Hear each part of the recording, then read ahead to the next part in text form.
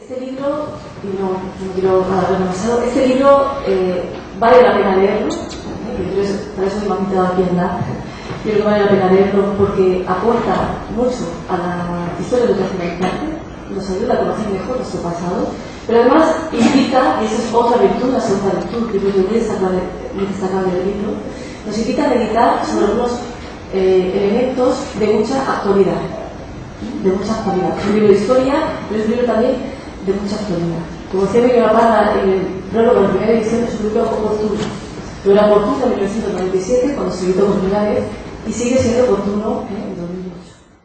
No nos resta pues que la Escuela Modelo de Alicante persista hoy en el recuerdo por su ejemplo y en las razonables huellas que dejó en Alicante en sus formas de instrucción y formación impartida a sus alumnos. Muchos han sido los alicantinos que dieron muestra de satisfacción al acreditarse la primera edición. La consideraban, entre paréntesis, en comillas, su escuela, en donde los educaron eficazmente para servir a la sociedad que necesitada estaba de ciudadanos competentes en la educación e instrucción. La Escuela Modelo, a pesar de estar abierta a todos sin discriminación alguna y de impartirse en ella enseñanza confesional, salvo expresa solicitud en otro sentido, era también un colegio protestante. Sin duda uno de los mejores y más sobresalientes que han existido o existen en España. Por sus aulas pasaron desde su fundación en 1897 hasta la Guerra Civil, a la que no logró sobrevivir, miles de alumnos, entre paréntesis 800 en 1932, el 17% de la niñez escolarizada en la localidad. El autor diseña su extensa y documentada monografía en 4 grandes partes. En la primera nos ofrece una ajustada semblanza de la enseñanza primaria en España, y más concretamente en la provincia alicantina durante el tercio inicial del siglo XX, y la participación que tuvieron en la misma los colegios evangélicos.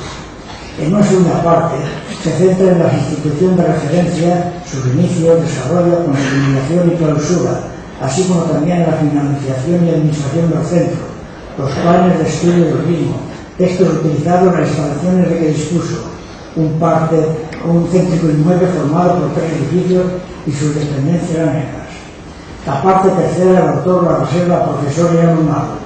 El fundador, don Francisco Albizu de Bacar, pastor de la Iglesia Evangélica Española, fallecido en 1934, y sus ricos colaboradores y continuadores Franklin y Víctor López de Lloret, y los docentes más relevantes tales como Baldomero y Rafael López Arias, el pastor Atilano Coco, el amigo de Don Ono, Isidora Mendoza, José Torregrosa, Joaquín Carbonell, José Amorote, etc.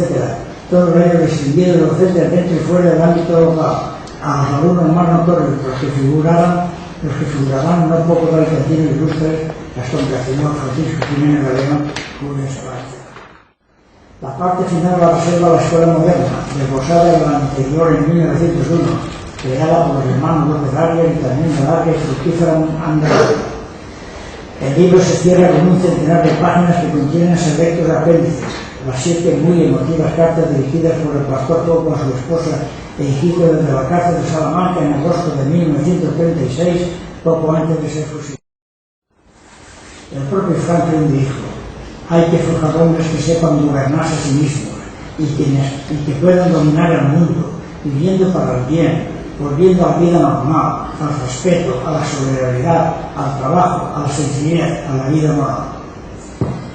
En Alicante, población fecunda en idealismo, hay una simpatía aún por la Escuela Modelo. Remover su historia para presentarla es ahora una oportunidad que hay que utilizar por la atención que se está poniendo en ella. No olvidemos, como alguien ha dicho, que de los Matricias se puede hacer justicia desde cualquier lugar, pero la historia de la Escuela Modelo subsiste solo en Alicante, donde nació, creció, desarrolló y aún no ha muerto. Gracias.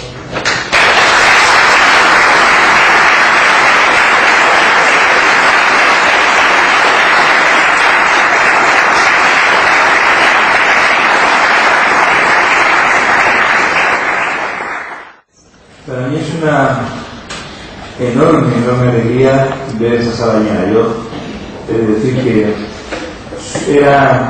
sigo siendo por lo menos muy escéptico en cuanto a la respuesta de la gente, pero me llevó una grandísima sorpresa de la sala llena y faltan sillas.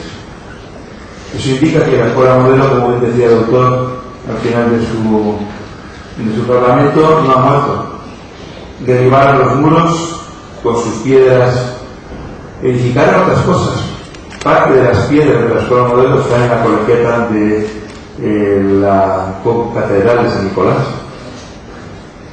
Y habrán acabado con personas, pero el recuerdo y la historia sigue viva.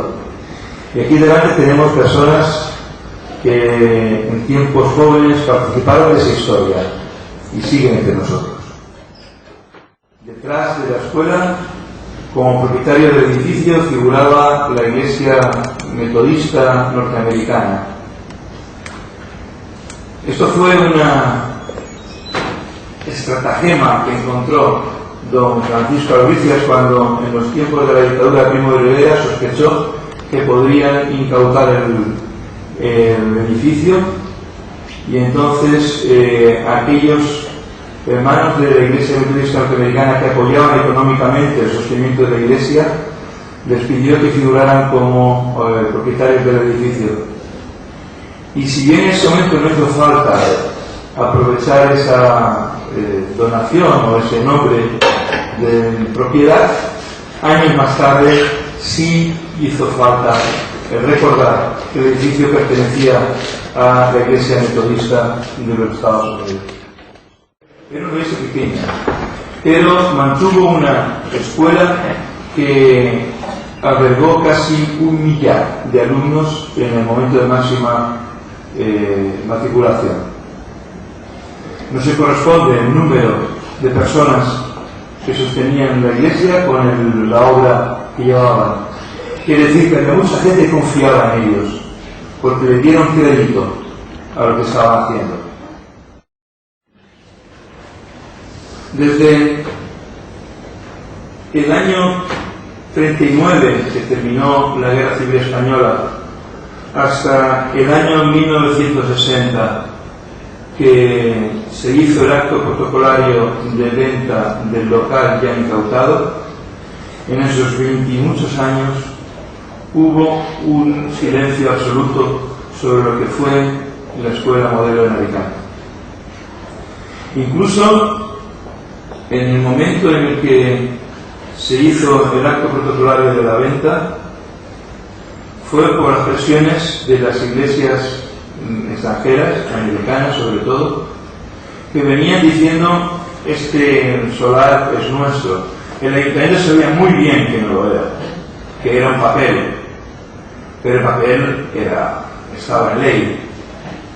Así que, por la presión de todo aquello, en el año 60, siendo gobernador civil de Alicante don Miguel Moscardó y siendo alcalde de Alicante don Agatángelo Soler, ambos con calle en nuestra ciudad, se pactó una venta, un precio de venta, tomando la forma de la expropiación forzosa de 3 millones de pesetas por el solar que podéis reconocer todos en la calle Calderón, lo que hoy ocupa el edificio donde está la cadena SER, por ejemplo, lo más identificado.